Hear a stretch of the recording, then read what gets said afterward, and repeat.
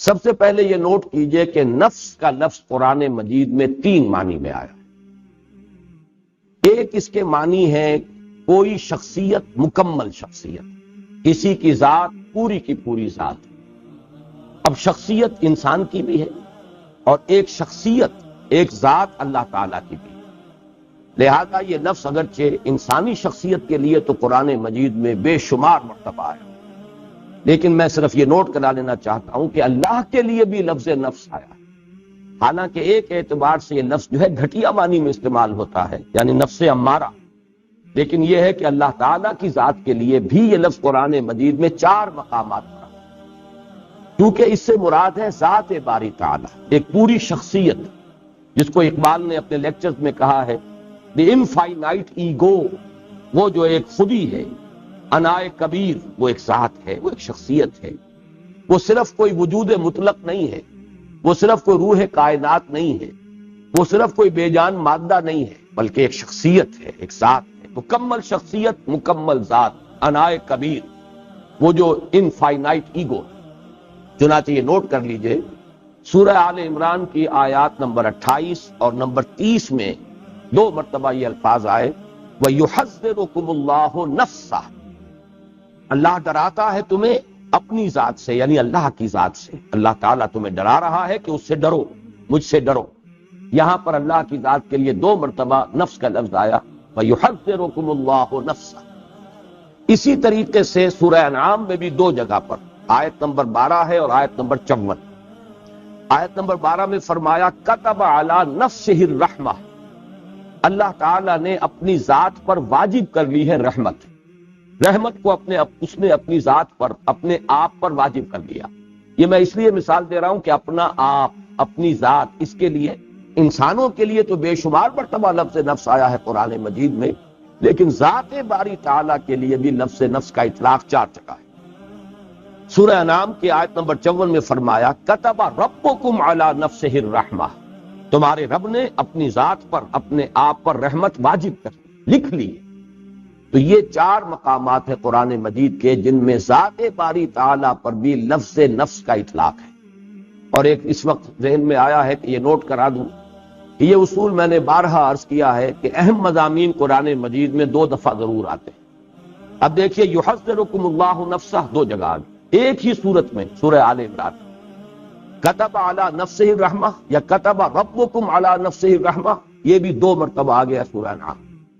تو ایک مفہوم تو لفظ نفس کا ہے کسی کی شخصیت، کسی کی ذات، پوری کی پوری شخصیت پر لفظ نفس کا اطلاق۔ دوسرے معنی میں انسان کی شخصیت کے حیوانی پہلو پر اس لفظ کا اطلاق ہوتا ہے۔ اب اس کے پیچھے وہ پورا فلسفہ جو میں بارہا بیان کر چکا ہوں کہ قرآن مجید سے جو رہنمائی ملتی ہے وہ یہ ہے کہ انسانی شخصیت کمپوزٹ ہے، مرکب وجود ہے انسان کا۔ ایک اس کا حیوانی وجود ہے، وہ خاکی الاصل ہے، زمین سے، مٹی سے، کرسٹ آف دی ارتھ سے جو ہے یہ وجود میں آیا ہے، کلے سے۔ اور ایک اس کا روحانی وجود ہے، وہ عالم امر سے متعلق ہے، اس کا ایک خصوصی ربط اور تعلق ہے ذات باری تعالیٰ کے ساتھ۔ وَنَفَخْتُ فِيهِ مِن رُوحِي، یہ دونوں بڑے متضاد ہیں اپنے تقاضوں کے اعتبار سے بھی اور اپنے اوریجن کے اعتبار سے۔ ایک کا منبع زمین ہے، ایک کا جو بھی جہاں سے اس کا تعلق ہے وہ عالم علوی ہے، وہ بلند عالم۔ اس میں یوں سمجھ لیجئے کہ انسانی شخصیت کا جو حیوانی پہلو ہے اس کے لیے لفظ نفس آتا ہے۔ یہی وجہ ہے کہ اس حیوانی پہلو کا اگر خلاصہ اور لب لباب آپ کہیں گے تو وہ ہے جان، حیات، جو حیوانات میں بھی ہے۔ کتے میں بھی جان ہے، بلی میں بھی جان ہے، گھوڑے میں بھی جان ہے، گدھے میں بھی جان ہے، گھاس کے تنکے میں بھی جان ہے۔ یہ تمام جو ہے، چاہے وہ نباتاتی حیات ہو اور چاہے وہ حیواناتی حیات ہو، زمینی حیات جو ہے، اس میں زندگی جو ہے قدر مشترک ہے۔ انسان کا بھی جو حیوانی وجود ہے وہ صرف جسم نہیں، جسم، حیات، یہ زندگی جو ہے یہ ہے در حقیقت جو حیوان انسان۔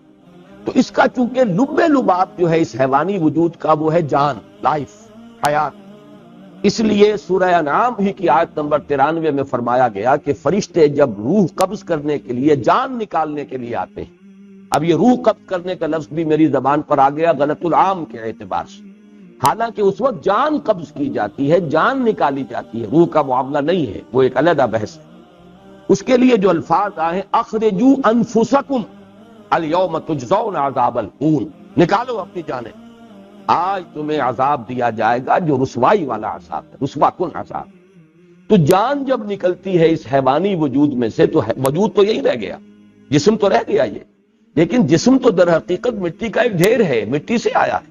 اس کا جو اصل حاصل ہے خلاصہ، جیسے کہ کتے میں اس کی جان جو ہے وہ اصل شے ہے، ورنہ اس کے بعد جو ہے گل سڑ جائے گا اور اس کا کوئی حقیقی وجود نہیں ہے۔ اسی طرح حیوانی وجود جو انسان کا ہے اس کا بھی اصل لب لباب جان ہے، حیات ہے، لائف ہے، باقی ورنہ یہ جسم جو ہے یہ تو تحلیل ہو کر اور منتشر ہو کر مٹی میں مل جائے۔ تو جان کے لیے بھی اس قرآن مجید میں لفظ اخرجوا انفسکم، نکالو اپنی جان۔ اور یہی دوسرا پہلو ہے کہ جس کے لیے سورہ یوسف کی آیت نمبر 53 میں اور جو 13ویں پارے کی پہلی آیت ہے اس میں لفظ آیا ہے ان النفس لامارۃ بالسوء۔ چونکہ یہ حیوانی وجود ہے انسان کا، تو جو حیوانی جبلتیں ہیں، جو اینیمل انسٹنکٹس ہیں، جو محرکات عمل ہے حیوانی، وہ سب کے سب اس کے ساتھ متعلق ہے۔ یہ ہمارے حقیقی وجود کا ایک رخ ہے، ایک پہلو ہے۔ یہ آدھا وجود ہے انسان کا جو حیوانی وجود ہے، اس اعتبار سے اس کے لیے نفس کا لفظ آیا، لیکن نفس کے ساتھ صفت آئی ان النفس لامارۃ بالسوء، جس کے لیے کہ ہمارے ہاں عام طور پر، خاص طور پر صوفیانہ لٹریچر میں نفس امارہ کا لفظ استعمال ہوتا ہے، حالانکہ قرآن مجید میں یہ ترکیب اس طور سے نہیں آئی، النفس الامارہ یہ لفظ نہیں آیا، ان النفس لامارۃ بالسوء، یعنی یہ جو حیوانی نفس ہے انسان کا یہ تو لازماً برائی کا حکم دے گا۔ کیوں دے گا؟ اس لیے کہ یہ اینیمل انسٹنکٹس جو ہیں یہ بلائنڈ ہیں۔ انسان کو بھوک لگتی ہے، پیٹ کھانے کو مانگتا ہے، اسے اس سے غرض نہیں ہے کہ وہ حلال کھانا کھا رہا ہے یا حرام کھا رہا ہے، اسے تو اپنی بھوک کی سیٹسفیکشن درکار ہے۔ پھر یہ کہ وہ فی نفسہ ہی وہ گوشت جو ہے چاہے بکری کا ہے اور چاہے وہ سور کا ہے، نفس کو تو اس سے بھی تعلق ہے۔ پھر بکری کا بھی ہے تو حلال ذریعے سے کمایا گیا یا حرام ذریعے سے کسی کی جیب کاٹ کر جا کر بکری کا گوشت خرید لیا گیا، ان چیزوں سے نفس کو بحث نہیں۔ اسے تو جو بھی ٹینشن اندر ڈیولپ ہو جاتا ہے، بھوک کا ٹینشن انسانی نفس کے اندر، اسے اپنی تسکین چاہیے اور وہ تسکین پیٹ کو بھرو۔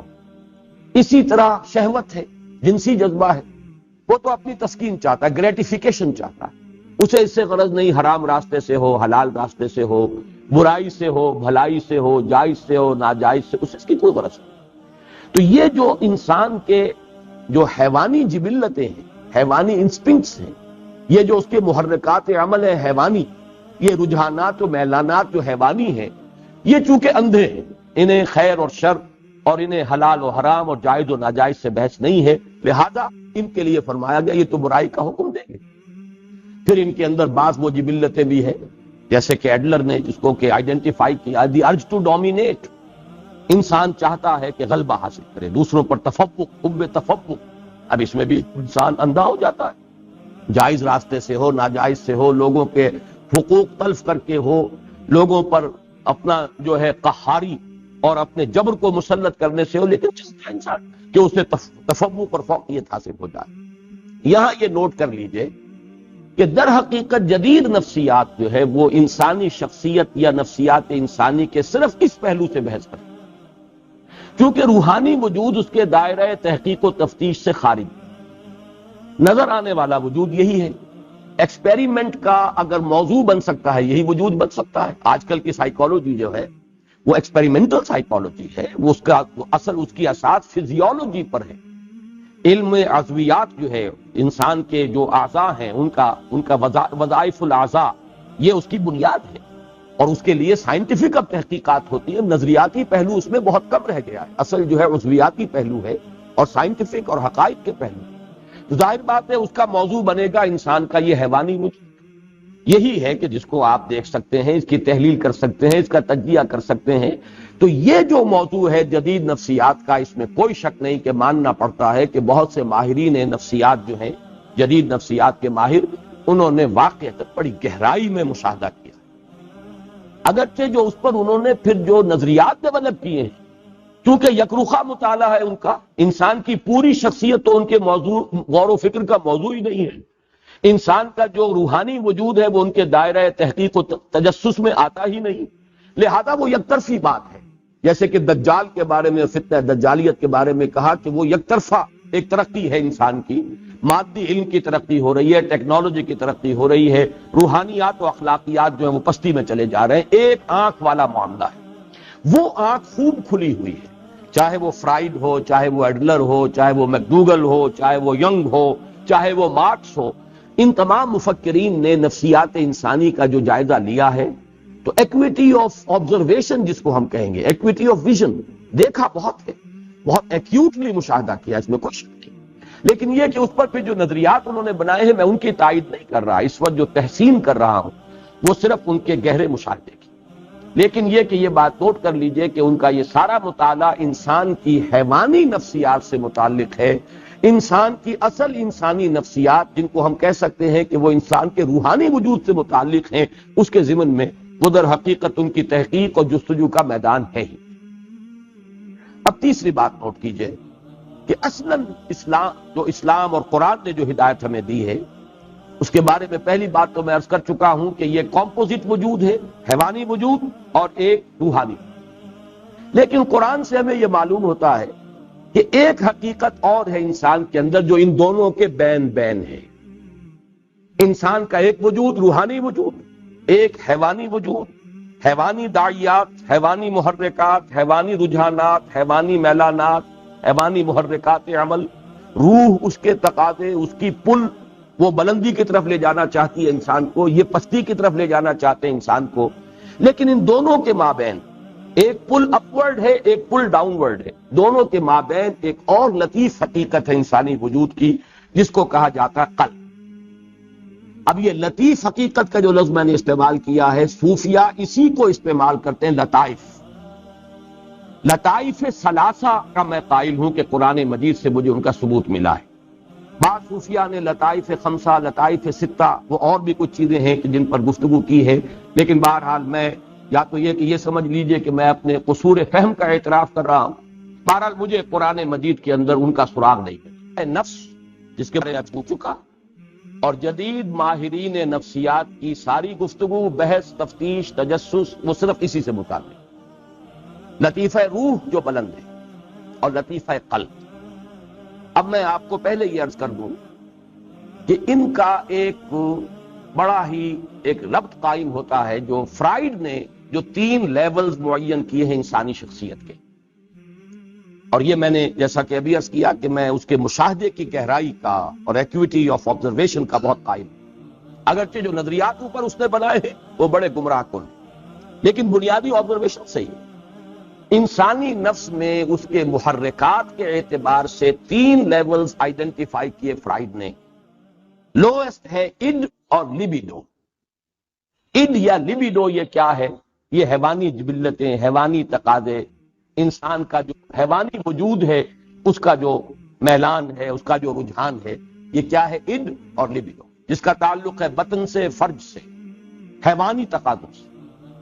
اس سے بلند تر سطح پر وہ کہتا ہے ایگو، خودی، کوئی اور شے ہے جو کنٹرول کرتی ہے لیبیڈو کو، اڈ کو، لیبیڈو کو کنٹرول کرنے والا کوئی ہے انسان کے اندر جس کو وہ ایگو سے تعبیر کرتا ہے، اور اس سے اوپر ایک اور شے کو اس نے مشاہدہ کیا اور اس کو وہ تعبیر کرتا ہے سپر ایگو۔ اس ایگو سے اوپر بھی ایک ایگو ہے، ایک اور بلند تر خودی ہے، ایک خودی عام ہے اور ایک خودی اس سے بھی بلند ہے، سپر ایگو۔ اس سپر ایگو کی جو توجیہ اس نے کی ہے وہ گمراہ کن ہے، لیکن میں جو اس وقت اس کی طرف تعریف کر رہا ہوں وہ اس اعتبار سے کہ 3 لیولز کو جو اس نے آبزرو کیا اور آئیڈینٹیفائی کیا، یہ بھی اس کے مشاہدے کی گہرائی جو ہے اور اس کے اوپر دلالت کرتا۔ ان لطائف ثلاثہ جو کورسپونڈنگلی قرآن مجید میں آئے ہیں وہ نفس امارہ یا حیوانی نفس، یہ ہے اڈ یا لیبیڈو، ایگو یہ قلب، لطیفہ قلب، اور سپر ایگو یہ در حقیقت لطیفہ روح۔ یہ 3 لطائف ہیں انسان کے اندر۔ اب نوٹ کیجئے اس کو، روح کا مسکن ہے قلب، روح مکین ہے قلب، اور باقی پورا وجود حیوانی جو ہے وہ گویا کہ وہ انسان کے اِڈ یا لیبیڈو سے عبارت ہے، وہ نفس امارہ ہے۔ قرآن مجید جو ہمارے سامنے حقائق بیان کرتا ہے، ان کو اگر اس ترتیب سے میں بیان کروں تو یوں ہے کہ قلب منبع ارادہ ہے۔ ہمارے وجود میں ارادہ جو ہے اس کا منبع اور سرچشمہ دل ہے، قلب۔ وہ جو غالب نے کہا جانتا ہوں ثواب طاعت و زہد پر طبیعت ادھر نہیں آتی، دل نہیں مانتا، دل نہیں راغب ہو رہا، دل مان جائے تو بس پھر تو ہر معاملہ درست ہو جائے گا۔ یہ دل جسے ہم کہتے ہیں یہ قلب منبع ارادہ ہے۔ البتہ اس قلب کے اوپر، اور دیکھیے لفظ قلب کیا ہے، قلب کا مادہ ہے جس کے معنی ہے بدلنا۔ جیسے اس دل کو میں نے بار عرض کیا ہے، یہ ہمارے جسم کا ایسا عضو ہے یہ قلب، اسے کبھی آرام نہیں، باقی تمام اعضاء کو آرام ملتا ہے، ہمارے تمام خلیات جو ہیں انہیں آرام ملتا ہے، دماغ بھی آرام کرتا ہے، کم سے کم 2-3 گھنٹے سوتا ہے، نہ خواب دیکھتا ہے نہ کچھ اور سوچتا ہے، لیکن یہ کہ اس کے بعد اس کا آرام پورا ہو جاتا تو خواب دیکھنا شروع کر دیتا ہے۔ آپ سو رہے ہیں لیکن خواب دیکھتا ہے، وہ دماغ چل پڑا اس کی مشین، لیکن کچھ عرصہ اسے آرام کا درکار ہے، سوائے اس قلب کے کہ اس کے آرام کا مطلب موت ہے، فزیکل ڈیتھ۔ لہذا یہ ہر وقت کبھی سکڑ رہا ہے اور کبھی وہ پھیل رہا ہے، اس کے لیے ہر وقت تبدیلی کی کیفیت ہے، تو اس سے بھی ایک اس کے لفظ کا مناسبت قائم ہوتی ہے اس کی حقیقت کے ساتھ۔ اس قلب کے اوپر 2 اثرات پڑتے ہیں، ایک طرف روح کے اثرات پڑ رہے ہیں اور دوسری طرف نفس امارہ کی پل ہے اس پر، اور اس کو صحیح تر تعبیر کریں گے ہم ایمانی حقائق کی روشنی میں کہ یہ قلب جو ہے اس کے اندر روح انسانی ہے، جو روح ربانی ہے حقیقت کے اعتبار سے، نفخت فیہ من روحی۔ یا تو یہ قلب جو ہے شفاف آئینے کے مانند ہوتا ہے جس میں سے اس روح کے انوار چھن چھن کر پورے وجود کو نورانی بنا دیتے۔ نفس امارہ کی گرفت نہیں ہے قلب پر، بلکہ جو انوار روح ہیں، روح کے انوار، وہ قلب کے آئینے میں سے، شفاف آئینے میں سے چھن چھن کر باہر آ رہے ہیں اور پورے وجود کو منور کر دیا۔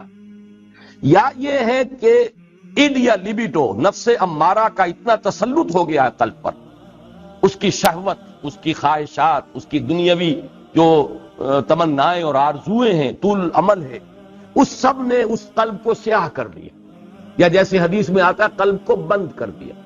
حضور نے باقاعدہ مٹھی بند کی۔ انسان جب گناہ کرتا ہے تو ایک داغ پڑ جاتا ہے، پھر گناہ کرتا ہے پھر دوسرا داغ پڑ گیا، توبہ کرتا ہے تو دھل جاتا ہے داغ، توبہ نہیں کرتا تو داغ پر داغ، یہاں تک کہ اسے ہم یہ بھی کہہ سکتے ہیں کہ وہ سیاہ ہو جاتا ہے۔ اگر سیاہ ہو گیا ہے تو اب روح جو ہے اندر دفن ہو گئی، اس کا نور اب نکل کر وجود انسانی میں سرایت نہیں کر سکتا۔ اب یہ ظلمت ہی ظلمت ہے، تاریکی ہی تاریکی ہے، وجود حیوانی جو ہے اس کے اندر اب کوئی نورانیت باقی نہیں رہے گا۔ یہ ہے وہ کیفیت جس کو حضور نے فرمایا پھر دل بند ہو جاتا ہے، اور اسی کو قرآن کہتا ہے ختم اللہ علی قلوبہم وعلی سمعہم، جب کسی تھیلی کو بند کر دیتے تو اوپر مہر لگا دیتے، اب کوئی شے اس میں نہ نکلے گی نہ اس کے اندر داخل ہو۔ تو دل میں سے نہیں نکل سکتے انوار روح کے، اور دل میں داخل نہیں ہو سکتی کوئی نصیحت، کوئی موعظت، اس لیے کہ مہر لگ چکی ہے۔ یہ کیفیت کیا ہے؟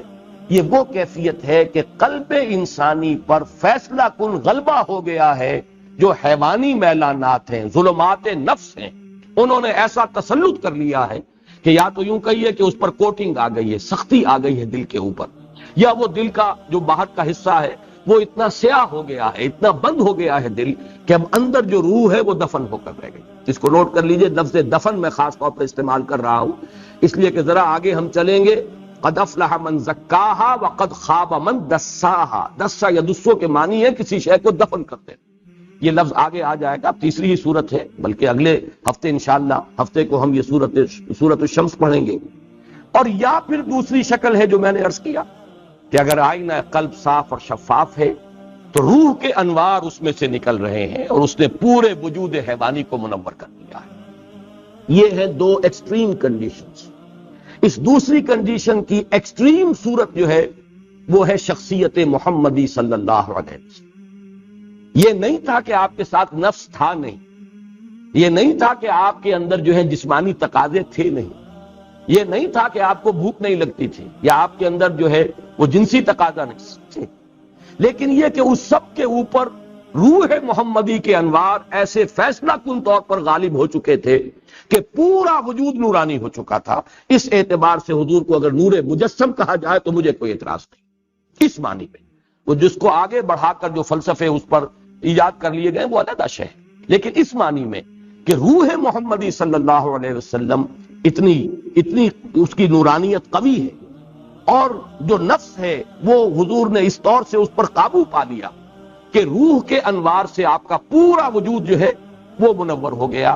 اس کے لیے سورہ نور کی وہ جو رکوع ہے، 5واں رکوع، اس میں جو تعبیر آئی ہے اسے ذہن میں تازہ کر لیجئے، نور علی نور۔ یہ تو انوار ہی انوار ہیں پورے وجود کے اندر، بتمام و کمال تو یہ ذات محمدی ہے صلی اللہ علیہ وسلم، لیکن یہ کہ اسی راستے پر چلنے والے اور بھی لوگ ہوں گے۔ نور کی انٹینسٹی تو وہ نہیں ہوگی جو نور محمدی کی ہے صلی اللہ علیہ وسلم، لیکن یہ کہ پورے وجود انسانی کا نورانی ہو جانا کم تر انٹینسٹی کے ساتھ، یہ بالکل معقول بات ہے، سمجھ میں آنے والی بات ہے۔ اور دوسری جو ایکسٹریم کیفیت ہے اس کے لیے ظلمات بعضها فوق بعض، تاریکیوں پر تاریکی۔ نور جو ہے روح کا وہ تو دفن ہو چکا، اس کے اوپر تو قلب کے اوپر کرسٹ آ چکا، سختی آ چکی۔ ثم قست قلوبکم فہی کالحجارۃ او اشد قسوہ، پتھر سے زیادہ سخت ہو چکے، یہ آئینہ قلب سیاہ ہو چکا، زنگ آ چکا۔ کلا بل ران علی قلوبہم ما کانوا یکسبون، یہ سورہ مطففین میں ہم پڑھا ہے، یا حضور نے جیسے فرمایا کہ دل بند ہو گیا، اب اس پر مہر کر دی گئی۔ یہ ہے ظلمات بعضها فوق بعض۔ البتہ ایک تیسری کیفیت ہے بین بین، یہ قلب جو ہے کبھی ادھر کبھی ادھر۔ آپ یوں سمجھیے کہ 90% انسان اسی کیفیت میں ہوں گے۔ وہ لوگ کہ جن پر اس طریقے سے حیوانیت کا غلبہ ہو چکا ہو کہ کوئی خیر کا وجود ہی نہ رہے، یہ بھی ایکسٹریم لوگ کم ہوتے ہیں۔ کوئی نہ کوئی جھوٹی نیکی، ملمے کی نیکی، دکھاوے کی نیکی، ڈاکوؤں کے ہاں، جیب کتروں کے ہاں، بستہ الف اور بستہ بے کے بدماشوں کے ہاں، رنڈیوں کے ہاں، یعنی آبرو باختہ عورتوں کے ہاں ہوتی ہے کوئی نہ کوئی۔ محرم آیا تو کالے کپڑے پہن کر اور وہ سبیلیں لگائیں گی اور آئیں گی اور تازیوں میں کچھ نہ کچھ ہے، اپنے نفس کو دھوکہ دینے کے لیے کوئی نہ کوئی خیر جو ہے اس کا انسان اہتمام کرتا ہے۔ اسی کا ذکر آ رہا ہے سورہ بلد میں، احدقت مالا لبدا، میں نے تو بڑا مال لگا دیا، خرچ کر دیا، میں نے تو خیر کے کاموں میں، بھلائی میں، مسکینوں کو کھلانے میں بڑے بڑے لنگر کھولے۔ یہ سب کام ہے کس کے ساتھ؟ بدی کے ساتھ۔ بدی بھی ہے، حرام خوری بھی ہے، سمگلنگ بھی ہو رہی ہے، اور بھی جو بھی سودی کاروبار بھی ہو رہا ہے، لیکن مسجدوں کو چندے بھی دیے جا رہے ہیں، دارالعلوموں کی سرپرستی بھی ہو رہی ہے۔ تو اکثر و بیشتر آپ کو ملے گا گڈمڈ معاملہ کہ کچھ نیکی کی طرف بھی ہے اور کچھ بدی کی طرف بھی ہے۔ یہ ہے جس کو قرآن تعبیر کرتا ہے نفس لوامہ۔ لا اقسم بیوم القیامہ ولا اقسم بالنفس اللوامہ، اس لیے کہ یہ روح جو ہے اس کا اثر کیا ہوتا ہے انسان پر؟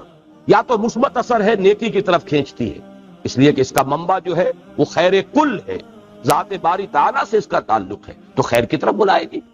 دوسرے یہ، اور اسی اعتبار سے مغرب کے فلسفے میں ڈیوائن سپارک کا جو لفظ آتا ہے ادب میں، انسان کے اندر ایک روح ملکوتی ہے، ایک شعلہ ملکوتی ہے، حیوانات سے ممتاز ہو جاتا ہے انسان اس اعتبار سے کہ انسان کے اندر ایک شعلہ ملکوتی موجود ہے، ڈیوائن سپارک موجود ہے۔ حیوان کوئی ایسا نہیں ہوگا، کوئی کتا اپنی ہڈی پر دوسرے کتے کو بس پڑتے نہیں آنے دے گا، لیکن انسان ہو سکتا ہے کہ ایک روٹی اس کے پاس ہو اور کوئی اور بھوکا آئے تو وہ آدھی اس کو دے دے یا چوتھائی دے دے، کچھ نہ کچھ دے دے۔ معلوم ہوا کہ انسان حیوان سے ممیز ہے، انسان کے اندر کوئی اور شے ہے، حیوانی جبلتوں اور حیوانی تقاضوں سے بلندتر کوئی حقیقت انسان کی ہے، جس کو کہ مغرب کے ادیبوں نے بھی مانا اور اسے کہا ہے کہ وہ ڈیوائن سپارک ہے۔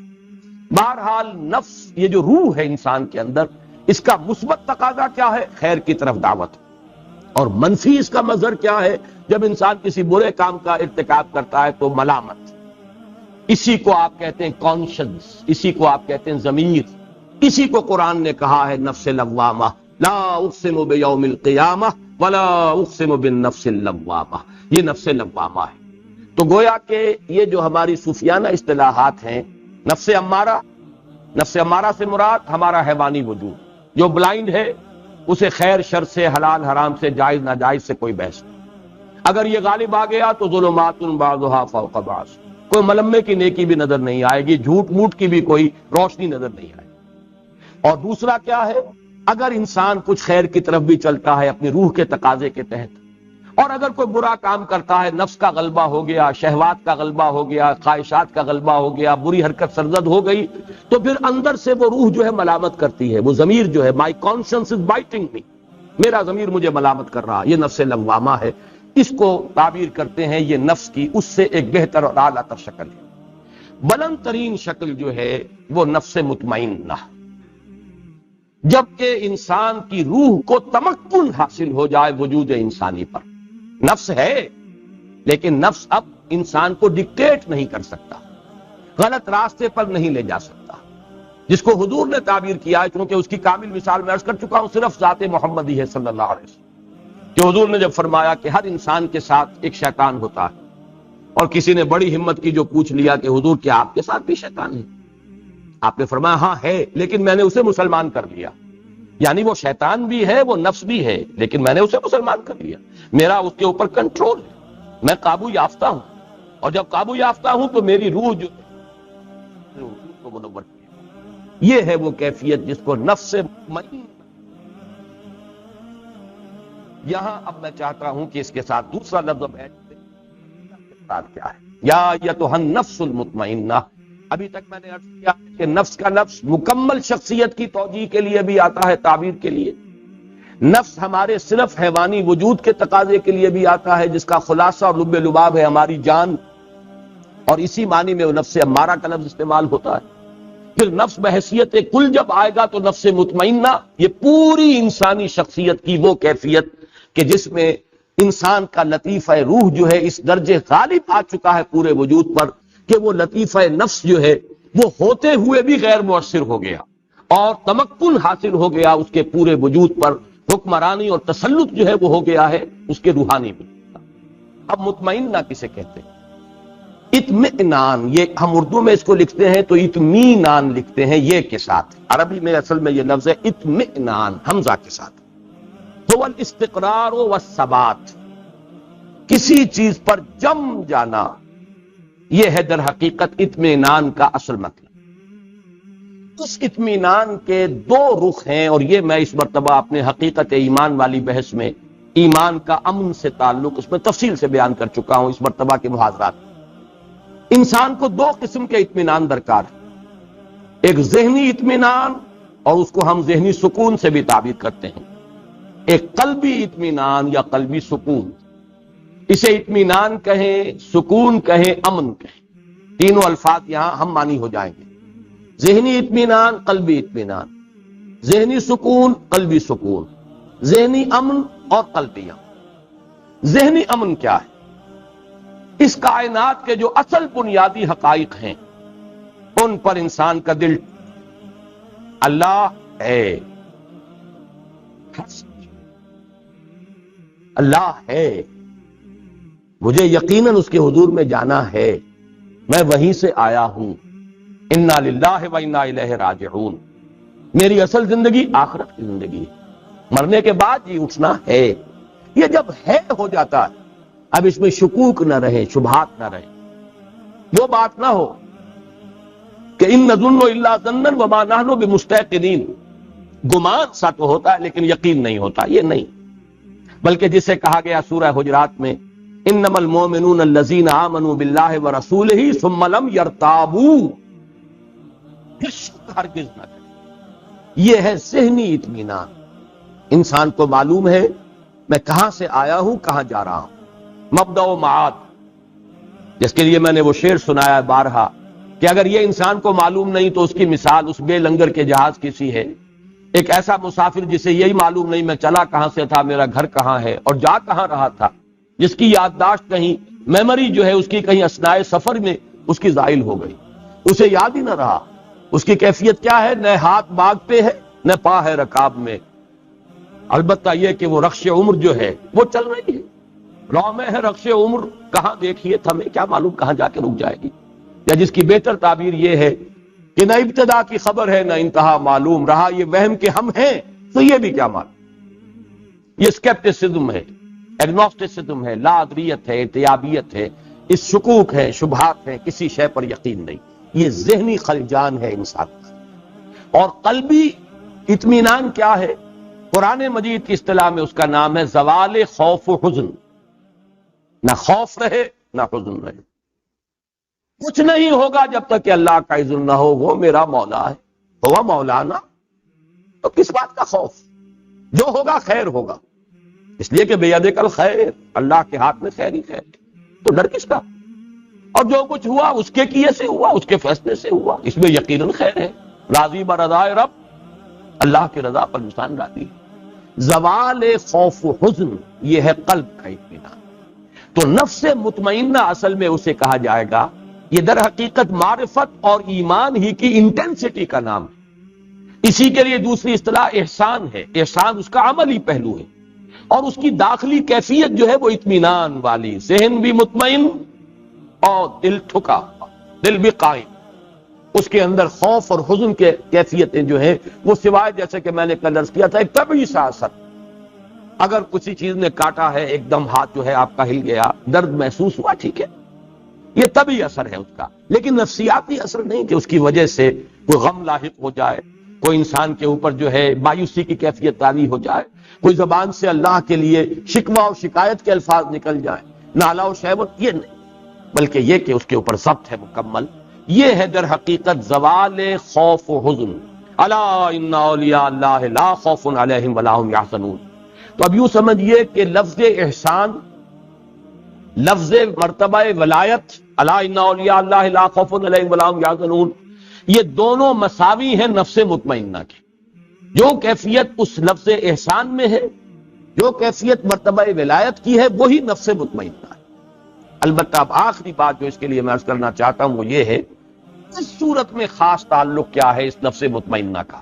یا ایتھا النفس المطمئنہ، اس کا تعلق اس صورت کے ساتھ کیا ہے وہ نوٹ کر لیجئے. اب میں نے عرض کیا تھا اس سورہ مبارکہ یعنی سورۃ الفجر کی بنیادی مرکزی اہم ترین آیات کیا ہیں؟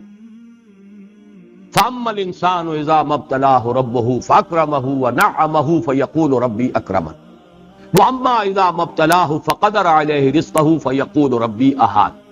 اور میں نے کل لفظ ایک استعمال کیا تھا کہ پینڈولم ہے. جیسے اب تو وہ گھنٹے رہے نہیں، وہ جو کوئی بڑا گھنٹہ جو ہے دیواروں پر ہوتا تھا اور اس کا پینڈولم کبھی دائیں بائیں مسلسل چل رہا ہے.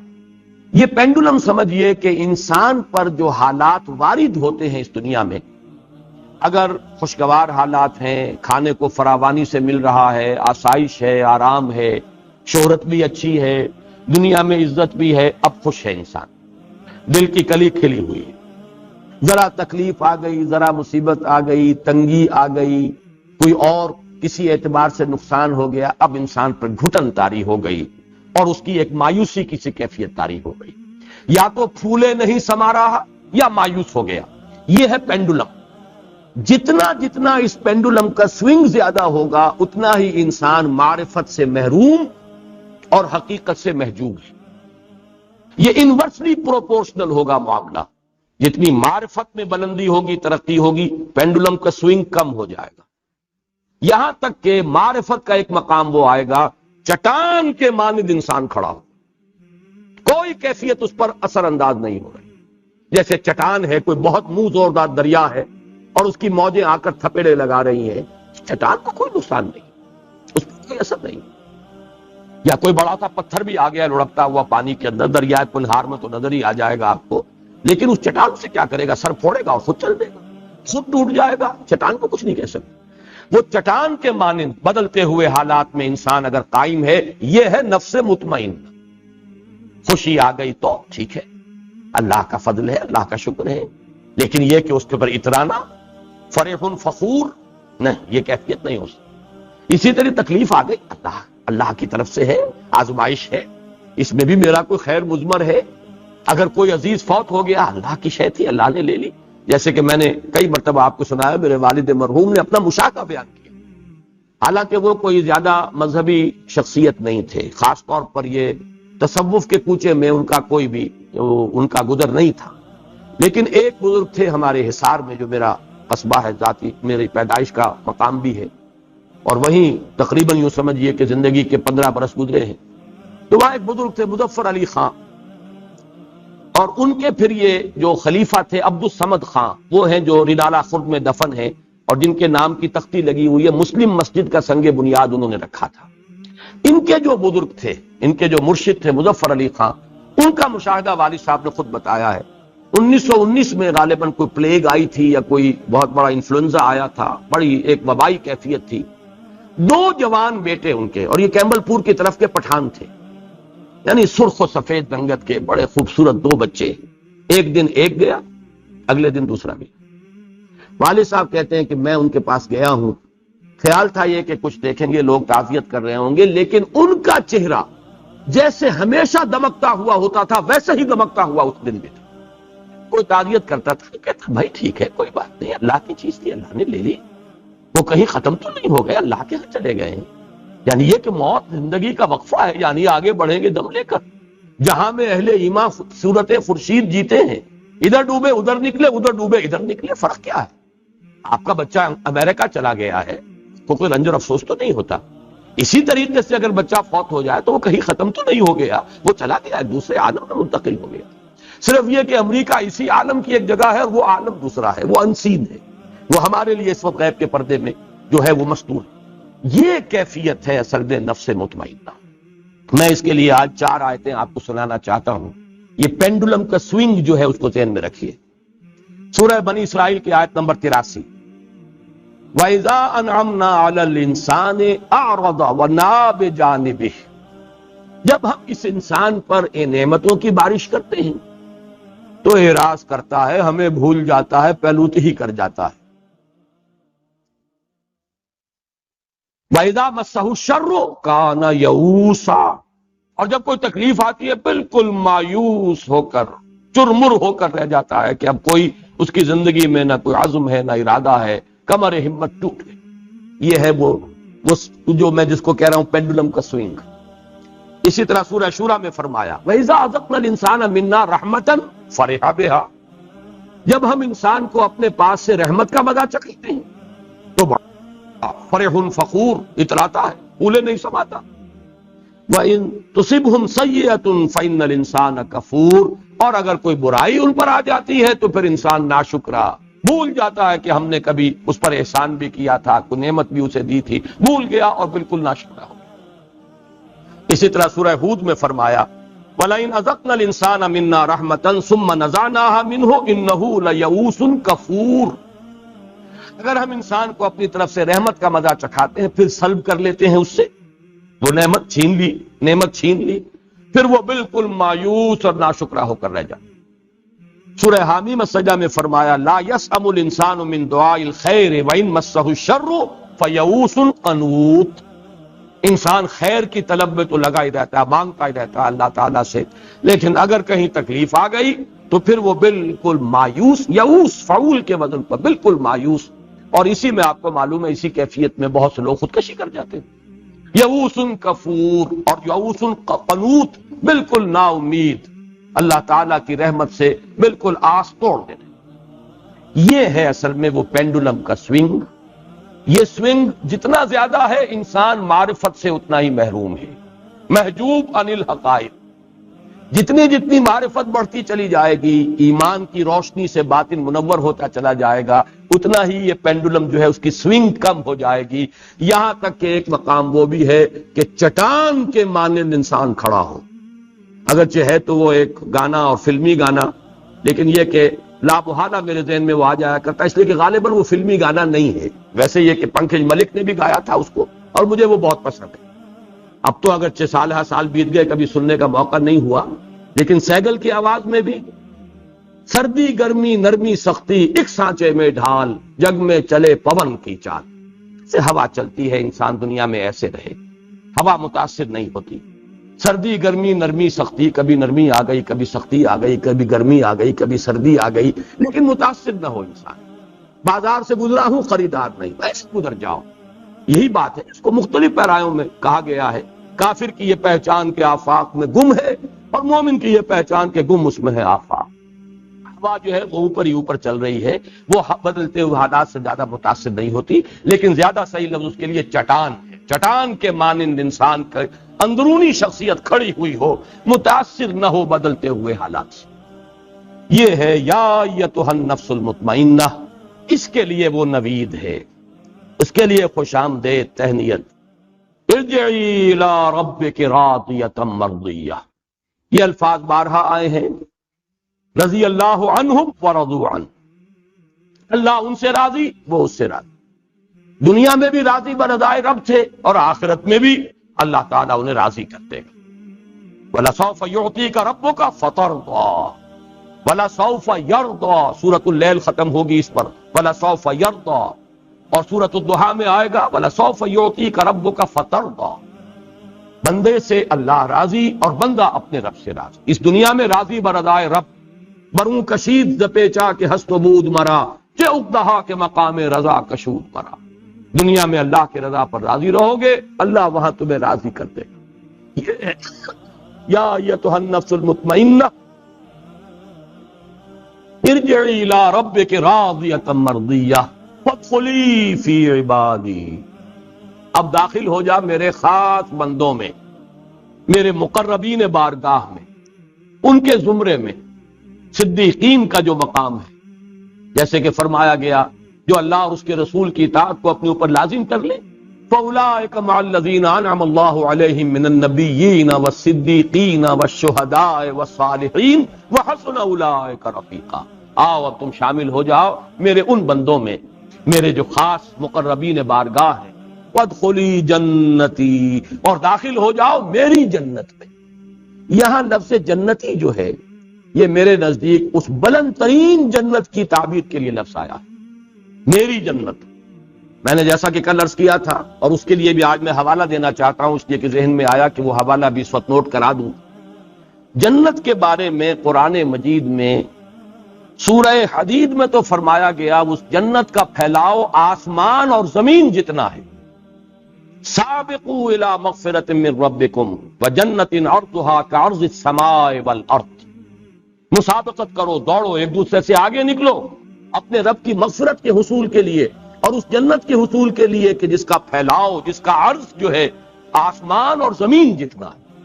یہاں پھر نوٹ کیجئے وہ اصول کے اہم مضامین قرآن مجید میں 2 دفعہ ضرور آتے ہیں۔ یہی آیت ہے صرف ایک لفظ، 2 الفاظ کے فرق کے ساتھ، سارعو، سابقو کے بجائے سارعو، مسارعت بھی یہی ہے، دوڑ میں ایک دوسرے سے آگے نکلنا۔ سارعو الی مغفرۃ من ربکم وجنۃ عرضها السماوات والارض، آسمانوں اور زمین جتنا پھیلاؤ ہے جنت کا۔ فرق کیا ہے؟ وہاں ایک آسمان کی بات کی ہے، یہاں آسمانوں کی بات کی، تمام آسمانوں تک پھیلاؤ ہے جنت کا۔ اس سے میرے اس مضمون کی تائید ہوتی ہے جو میں نے کل عرض کیا تھا کہ وہ جنت زمین سے اور اس مقام تک سدرۃ المنتہا تک اس کے مراتب، زمینی جنت عرضها السماوات والارض، زمین اور آسمان، اور آسمانوں میں 7ویں آسمان پر ہے وہ سدرۃ المنتہا، جس کے بارے میں فرمایا گیا اندہا جنت الماوا، وہ جنت الماوا اس کے قریب ہے، اس کے پاس۔ تو یہ جنت کے مختلف مدارج اور ہیں، درجات ہیں کہ جو زمین سے لے کر اور وہ سدرۃ المنتہا تک پھیلے ہوئے ہیں۔ تو سارعوا الی مغفرۃ من ربکم وجنۃ عرضها السماوات والارض، ایک دوسرے سے آگے نکلو، دوڑو، ایک دوسرے سے مسابقت کرو، مسارعت کرو اپنے رب کی مغفرت کے حصول کے لیے اور اس جنت میں داخلے کے لیے جس کا پھیلاؤ زمین سے آسمانوں تک ہے، جس کا عرض ہے آسمانوں اور زمین کو محیط۔ اللہم ربنا اجعلنا منہم، اللہ تعالی ہمیں ان میں داخل فرمائے۔ اللہم انا نسألک الجنہ ونعوذ بک من النار، آمین یا رب العالمین۔